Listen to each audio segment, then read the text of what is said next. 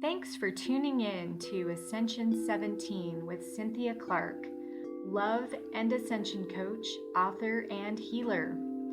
This show is to empower starseeds to ascend and become their infinite light. We'll be discussing all sorts of spiritual topics for your vibrational nourishment. This podcast is sponsored by Ascension17.com, the place to find ascension tools and community. Hello, beautiful beings of light. Hello, starseeds. Hello, light workers. Welcome to episode 2, where we are going to talk about the steps of ascension. In our last episode, we talked about just what is ascension and the timeline of that, and what does that look like.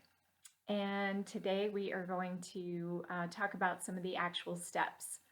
My name is Cynthia Clark. I am a love and ascension coach, and you can find information all about me over at Ascension17.com. And I'd like to start out with just a calming little ritual. Okay, so I've got a beautiful little bowl here that we're going to just tap, and you can listen to the sound. Take a deep breath in and exhale. Okay, so this is helps us do some tones to kind of calm our energy, and it gets us centered. Okay, so I love using bowls. I love using different ascension tools. So this is one of our tools, and it helps us to focus ourselves inward. All right. I also want to start out with an invocation today for all of you starseeds, and this is something that we all need to remember. So what I want you to do is just go ahead and close your eyes, and if you want to repeat the words in your mind or out loud, we're going to do what I call the light workers invocation. I am safe to show my sunlight. It is fair, it is bright. I matter and I count. My voice reverberates as I mount. The top of the mountain I go. The seeds of love I ever sow. And I want you to take a deep breath in and exhale it out. Okay, so invocations, by the way, are powerful because they help really open up our energy fields, and they can bring in some powerful manifesting. And I know a thing or two about manifesting. I have come from very humble beginnings in Salt Lake City, Utah, in a typical middle-class family, and I have managed to travel from there to Colorado, where I ended up meeting my husband, my second husband, and now we live in Sedona, Arizona. So I went through my own journey of some pretty bad darkness during that time, from the ending of my first marriage to finding my new husband, and then basically recreating an entire new life for myself. And I've also been on the pathway of ascension for many, many years. I would say a minimum of 20 years.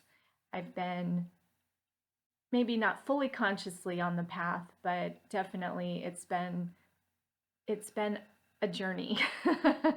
So I'm going to share a little bit about that today. But yeah, so let's move on to, okay, ascension. Ascension is your soul's evolution. We are here to evolve and grow as these infinite beings of light. And so our journey is actually teaching us every step of the way. So the steps include balancing our karma, right? Because karma is one of the laws of the universe. If you think you're above karma, you're not. Nobody is above karma. And we have many, many lifetimes in order to do this balancing. So it's not like we have to do it in one lifetime. You know, some people think, oh, this is it. This is the only life I have. Well, the power is in the now. Okay, that is true. The power is in the now, where you are in this moment listening to me or watching me. The power you can create is in the now, but we can certainly learn from our karma, which is the balancing of the universe, the cause and effect. So you didn't come into this lifetime as a blank slate.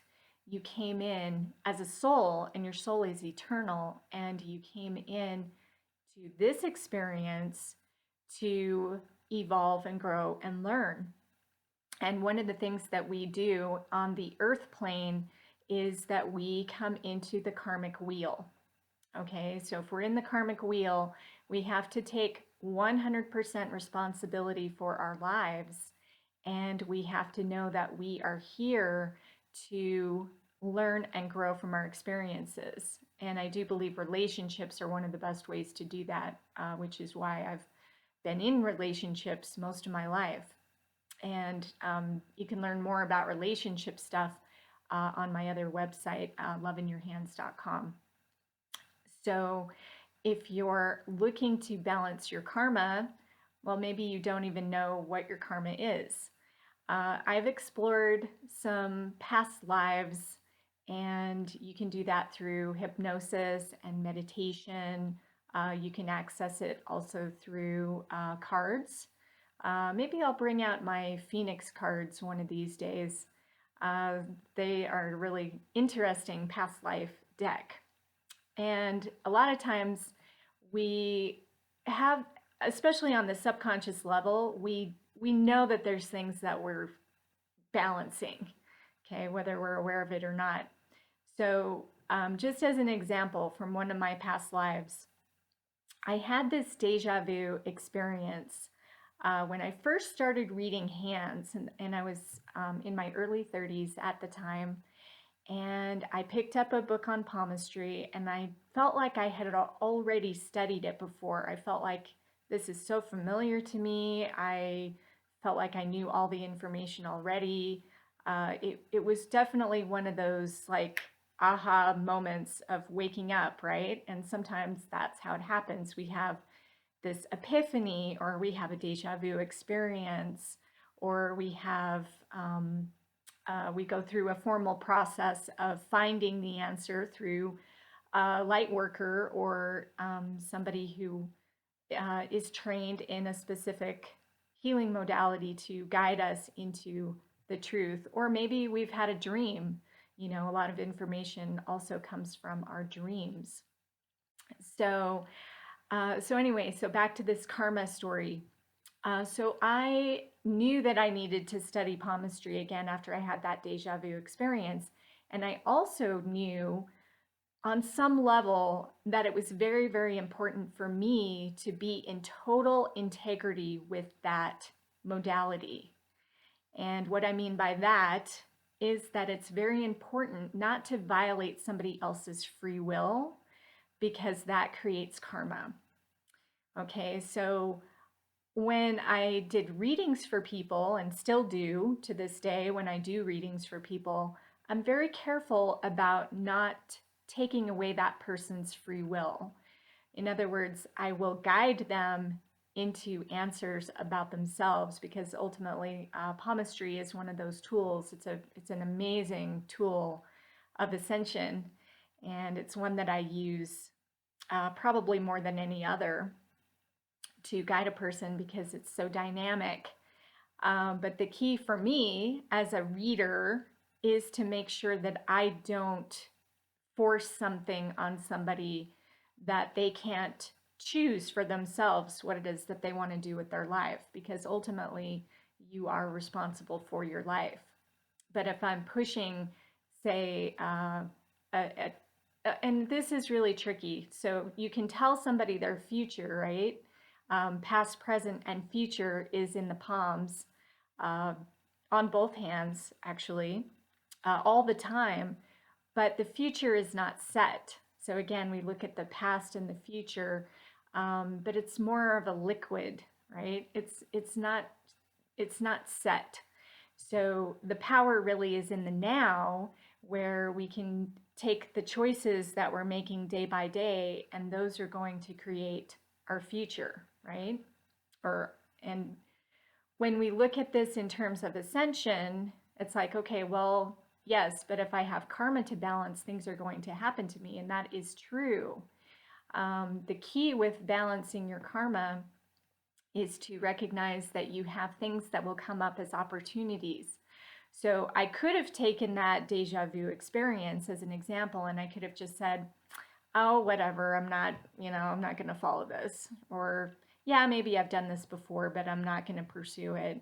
Um, it doesn't interest me. But on some level, I knew that I needed to. And this was because from a past life, what I learned was that I had abused some of my power, and I had used palmistry as a manipulation tool to violate other people's free will. And palmistry actually does have a pretty dark history of people who did that. You know, they thought of, especially like the gypsy fortune tellers in the 1500s, as being just total scam artists, right? They were people who were known to just come up to you and tell you that you had a curse or something horrible in your hands, and if they didn't pay you, if the client didn't pay you, then they were going to have something horrible happen to them, which I think is just, it's a pretty dark way of using a beautiful tool of light, which palmistry really is. So it kind of makes sense why it sort of went underground and became, there was some pretty bad opinions about it that need to be shifted. So coming into this lifetime now, and I'm hopefully I wasn't too terrible in my past life, but who knows, right? We don't know exactly what happened in the past, but we do know that we are here in the present, and what can we do about it now? So I've chosen to actually use this information as a tool of empowerment to guide people in their ascension process. And ultimately, that is where I find my joy, and I know that I'm balancing out that karma. So, so it's a good idea just for you to take a look at your own life and ask yourself, what is it that is coming up in my field? What am I interested in? You may want to even go into a meditation and ask yourself about that. So anyway, these are just some things for you to start to think about. And what I ultimately want to do in this show is to expand your mind so that you can start to find answers for yourself, and you can definitely find your pathway yourself. You don't necessarily need me to help you with anything, because you are an infinite being of light, and you absolutely have the capability of finding your own ascension. However, I am honored to be someone who focuses on this on a daily basis. And if I can assist you in making it easier, I mean, because ultimately there's a lot of suffering in the world right now. And as an empathic type person, I'm a very sensitive person, which is why I spend a lot of time in my beautiful home here in Sedona. And I spend a lot of time alone. I sometimes have a hard time going out into big crowds. Just I gotta tell this story because this is a good one. I went to a conference a few years ago, and it was during the time when I was going through my divorce, and it was shortly after my divorce. And I had actually had vertigo for about 9 months. And part of me was just determined to move on. It was the strong, independent woman, right? It's like, oh, I can do this. I can just move on. And I decided to go to a high performance, it was Brendan Burchard's High Performance Academy in San Jose, California. And I totally had vertigo. But I knew I could fly because I had already flown to Philadelphia a few months prior. So the flying part was not a problem. And then I wasn't driving. I was actually taking, taxis or shuttles at the time. I think this was before Uber was super popular. But anyway, so I get into the conference, and there were about 800 people at this conference. I mean, it was huge, right? And I had my friend with me who was a psychic, and she was super, just super beneficial for me during that time because she was my main support system when I went through my divorce. So ultimately, we all need each other, right? We're not here to do this all by ourselves. So I was very grateful for my friend to be there for me and to actually go on this little trip to San Jose. So anyway, we get into this conference, and I sit down, and suddenly I just started to feel incredibly dizzy. And I was thinking, okay, now my vertigo, which I'm already dizzy, is ramping up, and it's making it even worse. And it's like, okay, now what am I going to do?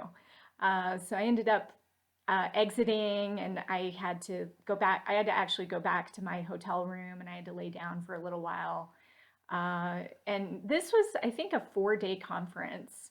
On day, I think it was day 3. So, I mean, this thing was just crazy, right? So I managed to pull it together, but by day 3, I woke up and there was blood on my pillow. And I'm thinking, oh my gosh.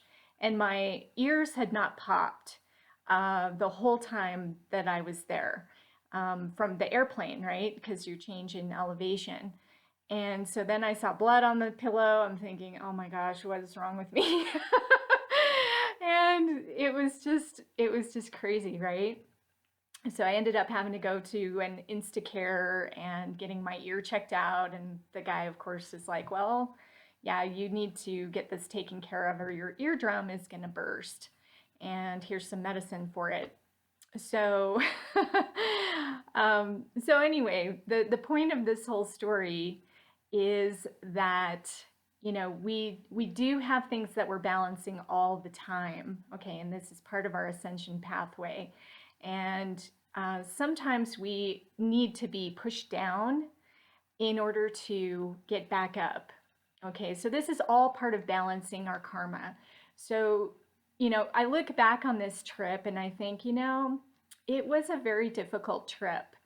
And maybe there was some other learning that I needed to go through. And I definitely feel that that was the case, why it was so difficult for me, because I was still emotionally very raw from the divorce. This was only a few months after a 19-year marriage. So I definitely was in that sort of dark space. And what I want you to think about, if you are in that dark space, I want you to know that you are not alone. And there are people here like me who really do care about your well being and about you being able to access the love and the light that is part of who you are. You are an infinite being of love and light. And stop taking yourself down, stop beating yourself up. We're going to the other lessons. We're here to learn the lessons. That's part of Ascension. We're here to discover who we are, and you can actually discover who you are every single day. You can just wake up and ask yourself, what do I feel like doing today? Who am I today? Who do I want to be today? And that's also part of manifesting. So I hope this resonates with you, and I hope it makes sense. So tapping into higher and higher states of love and bliss, this is also part of Ascension. And we can't do that until we have gone through some of our hard stuff, right? I mean, we can't be happy all the time, but Ascension is going to put us in a place where we actually are happy all the time. And so it is, you can always tell if you still have a karmic kind of connection going on if something emotionally is triggering you. Okay, so pay attention to, what gets you riled up, what gets you angry, what gets you frustrated. Um, just as another example, I had a past life regression where I was actually in China, and I was starving, and I had 3 children. I had one son and 2 daughters who I had to take care of and feed, and we were all rationed in our food, and we were all starving. And my husband had already tried to go over the wall. We think it was the Great Wall of China, and he had not come home for a couple of years, so I assumed he was dead. And my son was the first one to die in my view of this past life, and I started crying, and I was so upset about the whole thing, and I just kept repeating over and over again, I'm such a failure. I failed you. I can't believe I failed you. I'm so sorry. And it was incredibly emotional. And then at that moment, I decided, okay, what am I going to do now? I've got 2 other daughters. What am I going to do? We're just going to all starve to death. Ultimately, we tried to go over the wall, and we all got killed. So looking at that lifetime, and why did my subconscious want to show me that lifetime? It wanted to show me that I chose a lifetime of restriction in order to grow and have more expansion later. And again, this is all part of karmic balancing. So the soul always knows what it's doing. The soul always knows. It's very purposeful. You are a purposeful, powerful being of light.